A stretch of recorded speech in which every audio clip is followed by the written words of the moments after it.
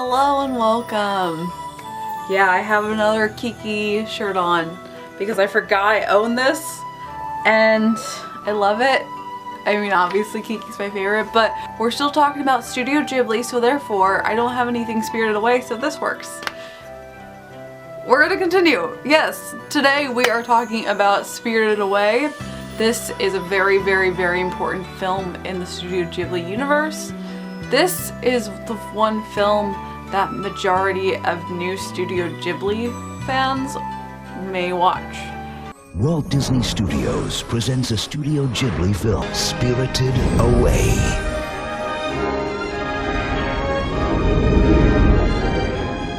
I remember that John Lasseter, I apologize, I don't know why I was saying Phil Lasseter in the last one. John Lasseter from Pixar, I do know who he is. I just failed as a Disney fan yesterday. He was working with Hayao Miyazaki. I hope I pronounced the name, I'm so sorry. They decided to work together, partner up, to bring this masterpiece to America and the Western world. And he was a really huge driving force in helping it get known and having this English dub happen. And I have to thank him for it. Give him so much credit because it's such a masterpiece. The man behind the magic is Hayao Miyazaki, a man admired by animators for his unique vision. Miyazaki is one of the greatest filmmakers living today. He is one of my heroes. This film is a lot different of a tone compared to Kiki's Delivery Service. It is a very serious drama. The risks are so much higher. It's very intense, it's very complex, but it's really cool because it shows so much diversity. When it was released at the 75th Academy Awards, and it's the only non-English hand-drawn animated film to win this award. And the Oscar goes to, let's see, Spirited Away, Hayao Miyazaki. So that shows you how fantastic it is. The animation, of course, is flawless. Every single Studio Ghibli film is such a flawless animation. I adore it so much.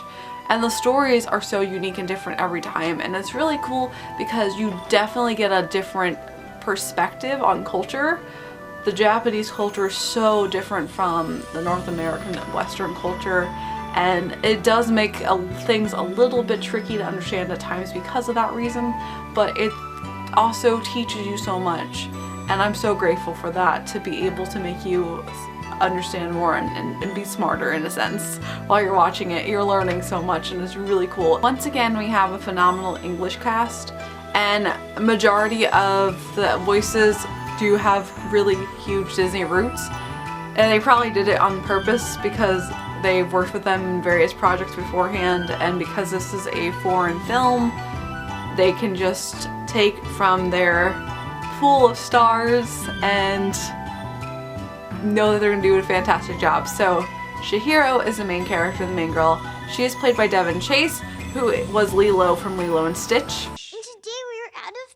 Butter. So I asked my sister what to give him, and she said a tuna sandwich. I can't give Pudge tuna. Do you know what tuna is?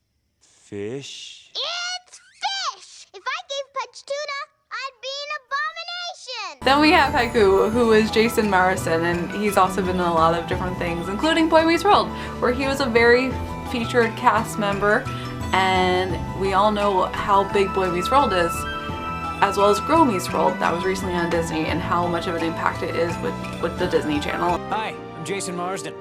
I provided the voice for Haku in the English version of Spirited Away, an amazing film by Hayao Miyazaki. This film has truly captivated audiences all over the world. When director John Lasseter saw this film, he knew it had to come to America. Kamari was played by David Ogan Steers, who was Cogsworth from Beauty and the Beast. Lynn was played by Susan Egan, who is Megara from Hercules. Been a real slice. As well as she played Belle on Broadway. So huge, huge, huge cast. Everyone's connected. Really big during this time period. And the only person that really isn't a Disney person is Tara Strong. She played the baby boy, and she is a phenomenal voice actress that is in everything. I will find you, and I will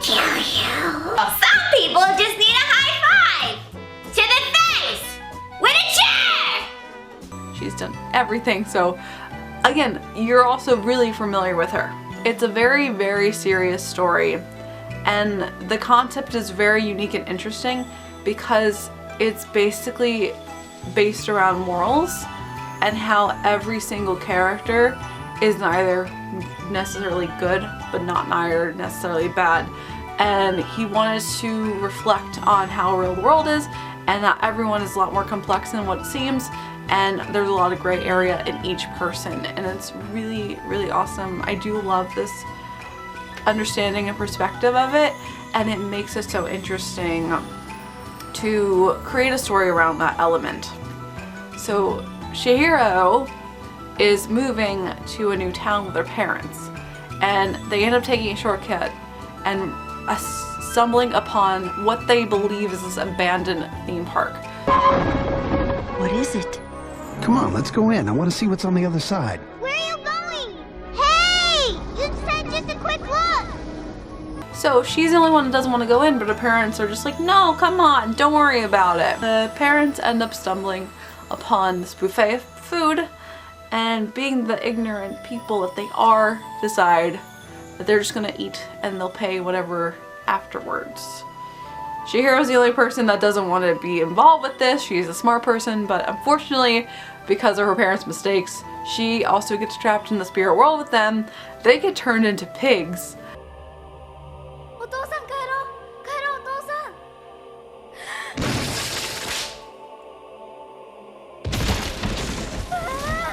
And she has to go on this entire journey to save her parents from being pigs and being eaten by these spirits, and also save herself. One girl's future depends on her judgment. Aren't you getting wet out there? I'll leave the door open for you. Her courage. It's Haku! He's hurt! Haku! Haku! This way! Her loyalty. Haku helped me before. Now I want to help him. And she encounters all of these creatures along the way. She has to figure out who's good, who's bad, who she can trust. And it's such a serious topic for kids. And there was an underlying theory too that this also can line up with the sex trade.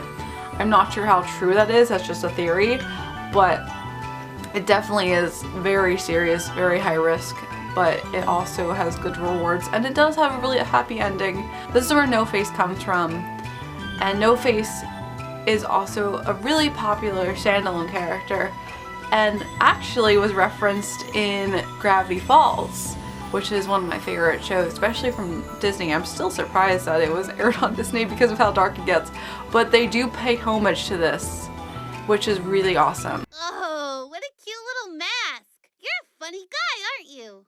Funny, am I? Tweet or tweet. My name is Gorny. Remember me!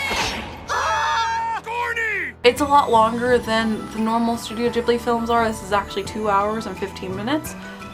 But because it has such an intense, driven story, it makes sense, and you're involved the entire time. There's so many twists and turns, you don't know what's going to happen, and you are sucked in. It's fantastically, wonderfully brilliant.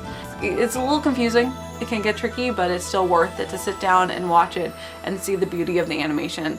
And just like how I talked about with Kiki's Delivery Service, the music, again, is just phenomenal. Again, all Studio Ghibli soundtracks, they're just this nice orchestrated music, but I will listen to them on a normal basis. I love the songs from this one, and it's just the associative music, soundtrack, background, no songs, just the score, but the score I love.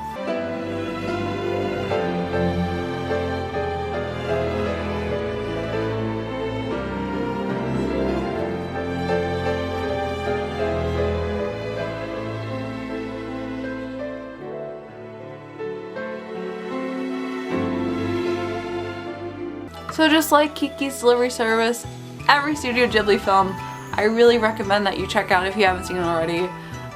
And tomorrow we're going to talk about the final one. I picked 3 like I said. So tomorrow we're going to be talking about My Neighbor Totoro, which is also a very famously known Studio Ghibli film. I feel like these were some of the most known ones, so that's also why I wanted to talk about them, because I feel like more people have seen these and can relate to them. So stay tuned, and as always, I hope you have a magical day, and I will see you real soon.